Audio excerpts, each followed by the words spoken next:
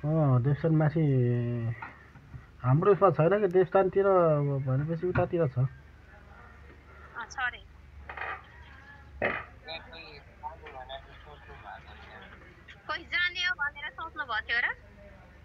सोधे जस्तो थिएन।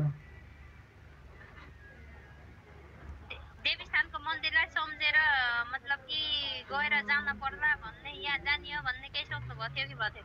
ए पहिला त सोचे थियो, अहिले त त्यही सोचे छैन। पहिला त एकचोटि सोच्नु भएको थियो अरे।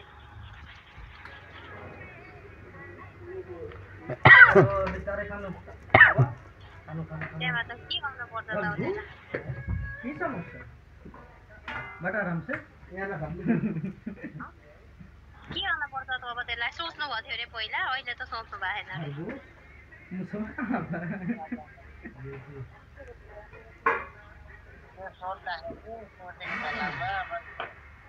करीम भाई कहाँ बात है? कहाँ? हजुर तो मोटे यार छुट्टी है।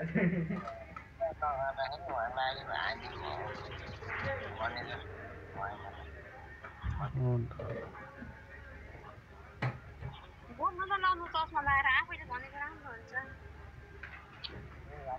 न अब तपाईँले भन्नु र, तपाईँले बरबर बोल्नु र मैले भन्नु त तपाईँले भनेको कुरा मैले बिर्सिन्छु अनि। हजुर हजुर भन्नु त। आँखा दुखेर आँखा रातो भएर हेर्दै भएन कि केही पनि परेको थिएन। हिजोबाट हल्का चिलाइरहेको थियो। त्यहाँ त चिलाइरहेको थियो। त्यहाँबाट आँखा घाममा बत्तीमा हेर्दै हुँदैन कि त्यतिकै राम्रोसँग। दबाई चाहिँ ल्याएन।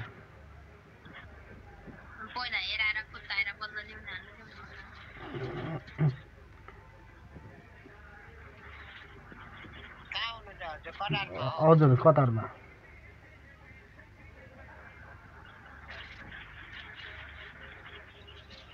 यसो हेरिदिनुहोस् त केही परेछ कि भएछ।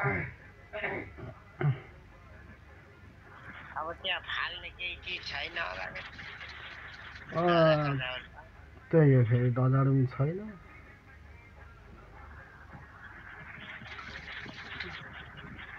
मन्दिरको लागि के गर्नुपर्छ त्यही भन्नु। पहिला देवीटातिर चाहिँ मलाई चाहिँ पुऱ्याइदिनुहोस्, म यस्तो जान्छु भनेर त्यस्तो सोचाइ गर्नुपर्छ।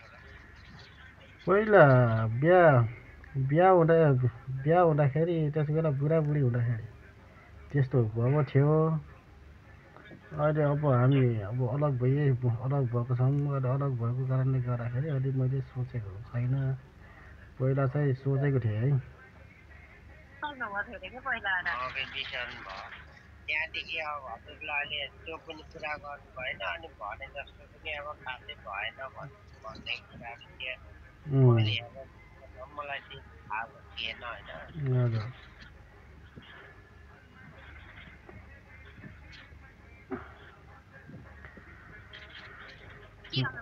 के गर्नुपर्छ, कस्तो गर्नुपर्छ? हजुरले कुन चाहिँ वर माग्नु भएको थियो, म आउँछु, मलाई अब आफ्नो देश विदेश हिँड्दाखेरि मलाई यस्तो काम पुरा गरिदिनुहोस् भनेर अब सोध्नुभयो होला या आफ्नो परिवारमा सोध्नुभयो होला, केही चाहिँ सोध्नुभयो? हजुर आफ्नो परिवारको लागि चाहिँ वर माग्दाखेरि त्यही हो, वर राम्रोसँग धनी भने यताउता वर चाहिँ मागेको है।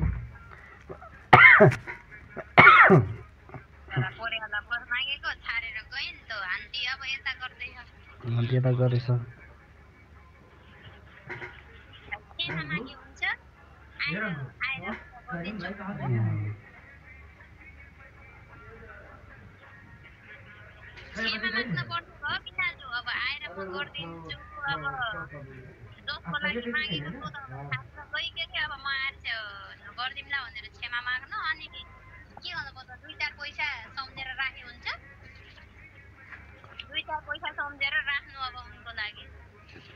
त्यही मन्दिरमा हुन्छ। हजुर त्यही मन्दिरमै हुन्छ। भनेर अब छाड्ने जात छाडेर गए के अरे अब मलाई अब असर नपार्देऊ अब आएर अब तिम्रो अब कुरा गर्छु भनेर अब क्षमा मागेर अनि 2-4 पैसा सुताएर राख्न त्यति भए भयो त अनि हो नि त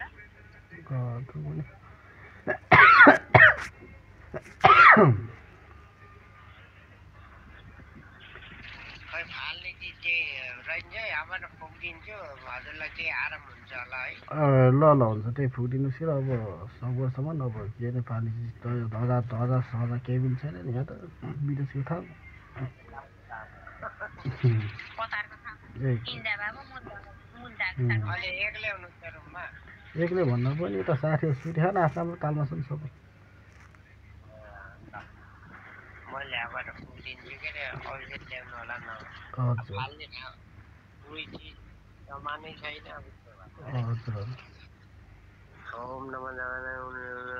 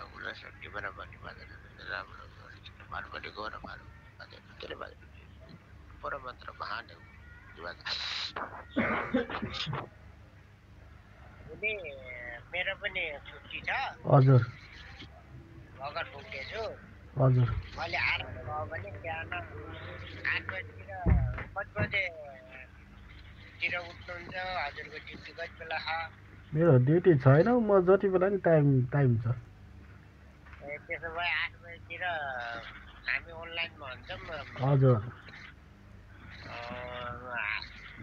हामीले अनलाइनमा देख्यौँ भने हजुरलाई हान्छौँ हजुर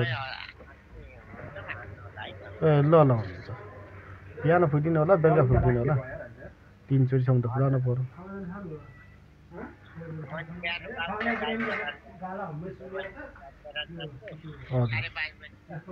हजुर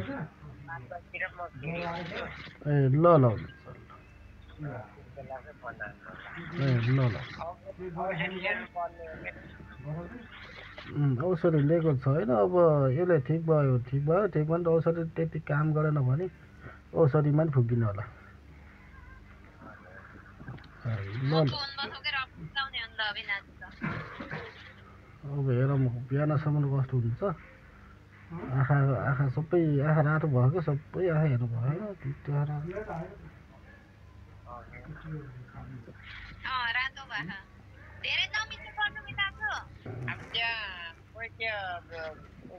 मन्दिरहरू चढाउने यहाँ त मोली धागो भनिदिएको थियो त्यो मन्दिरहरू चढाउने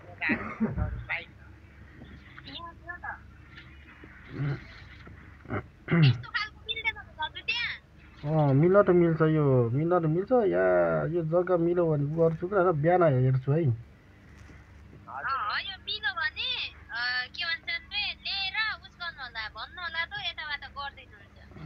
ल ल हुन्छ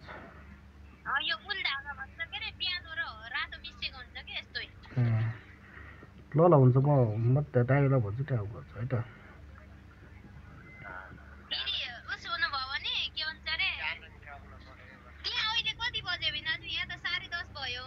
यहाँ 8 बज्नु थाल्यो। हजुर 8 बजे। 8 बज भने पछाडि 8 9 10 साढे भने पछाडि त आज तपाईँ त्यति 7 8 बजे उठ्नुहुन्छ होला के यहाँको 9 10 बजे फोन गर्नु होला ओए ल ल हुन्छ ल। त्यो गरेन औषधि खाइरहेको होइन फोन गर्नु होला फ्री भइन्छ कि आउनु मन्दिर पराउठाहरू बनाउँदै सकिन्छ आनन्द फ्री भइन्छ 10 बजेको बाद ल ल हुन्छ म पनि सुत्नु पर्यो आँखा हेर्नु पर्छ होइन। ल हुन्छ नि दाजु आराम गर्नु भोलि कल गर्नु होला ए ल ल। ल